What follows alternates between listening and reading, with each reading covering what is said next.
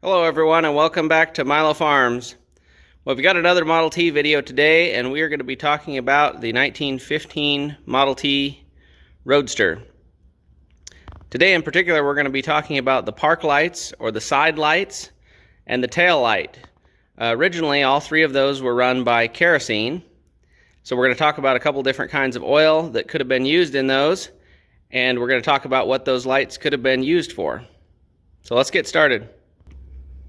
So right here is one of the park lights. This is the driver's side park light. And these could have been used for a couple different reasons.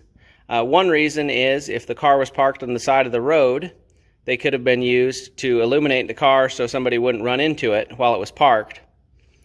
Another reason they could have been used for is some cities did not allow headlights because they were too bright and they would scare the horses that were pulling the carriages and things like that. That was one rumor that I heard. Another thing they could be used for is assistance in illumination as you're driving to assist the electric headlights. And anybody that has a 1915 Model T could tell you that the magneto-powered headlights are less than sufficient and very unreliable. So that's kind of the three things they could have been used for. So let's go back and take a look at the tail light, and then we'll go ahead and talk about the fuels that could be used in these lights. So here is the tail light, and as you can see it has a red on the back, and then it has a little white or clear light on the side that illuminates the license plate. We'll go ahead and open this door here and talk about the parts of it here. You can see right in here is where the wick is. The oil font is on the bottom. Down underneath here, I'll show you one of those that's off a car here in a second. And then the wick comes up, you can light it, and then you can turn it back down or up depending on what level you need. And over here on the side it has a little knob that controls it. So right here is one example of the font that holds the oil. I believe that's the correct term. And then this piece here drops down inside, and that's where you would adjust the wick. And then this entire unit goes into the bottom of the light. Here's an old example of a wick. I don't think this is an original one, but I would think it was probably from the 50s or 60s or something like that. It's been slightly used on one end, as you can see, and it's pretty well rotten. New wicks are available here from one of the parts suppliers. I'll link to that supplier that I recommend in the description there. There's another example of one of the new wicks. So you've got a couple of options for the fuel for these lights. On the right here we have lamp oil, which is a paraffin oil. And on the left here we have kerosene. So originally they were kerosene. You can use lamp oil, but in doing some reading I have learned that the lights can be brighter if you can use the kerosene. But the drawback to that is some of the smell and some of the soot and everything like that that you see on the chimneys. So I'm going to go ahead and we'll show how to light one of these lights. So what I've done here is the light on the right of the camera here, so it would be the driver's side of the car. That light is filled with kerosene and it has a brand new wick in it. The light on the left is filled with lamp oil and also has a brand new wick. So I'm going to go ahead and show you how to light these and then do a demonstration so you can kind of see the difference in the light output, and that's where I get my kind of recommendation to put kerosene in them. If you can cope with the smell and a little bit of soot, the light output is much better with the kerosene. So I'm going to go ahead and light one of these. So here's kind of the process. I've opened the door, and I'm going to try to do this with one hand here, the other holding the camera. But you can extend the wick up, and a couple different options to use is matches or cigarette lighter, or what I have here is a torch, just because it makes it the quickest and the easiest.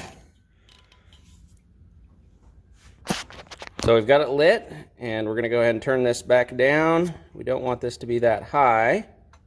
Go ahead and close the door.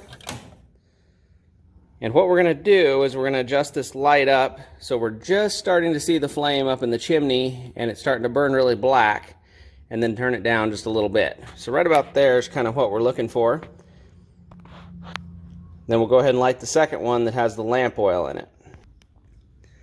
Okay, so we've got both these lights lit. The one on the right of the screen is the one running on kerosene. The one on the left of the screen is the one running on lamp oil. It may be kind of hard to tell, but just looking at them in person, you can definitely tell that the one on the right is burning brighter and slightly more white, and the one on the left is not quite as bright and more yellow. Looking at the amount of soot that's coming out of them, the one on the right definitely is putting out a little bit more soot, or a little bit more kind of smoke that you can see, and it obviously has a smell of burnt kerosene. However, it is putting out a little bit more light. So just to get kind of an idea of the amount of light output that we're looking at here, this is from the driver's seat of the car looking directly forward. It basically produces just enough light that you could maybe see something, but it's not enough light to really drive by, and especially to drive by safely. So back here in the back, there is the tail light. You can see it illuminates the license plate on the side, and then has the red towards the back for the tail light. Just looking at what it looks like in person and then on the camera is making it look much brighter than it really is.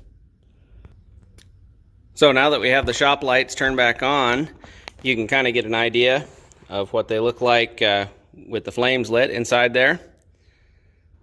This one here is the one with the kerosene, and this one here is the one with the lamp oil.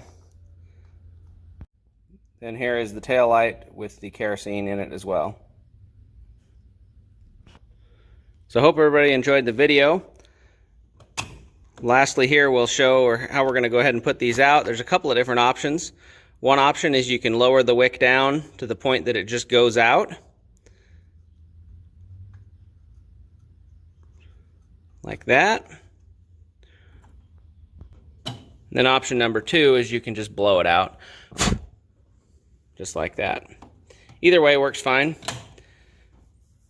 Most of the time you have to raise the wick anyway to get them started, so it's not a matter of messing up the adjustment or anything like that, but whichever's easier for you.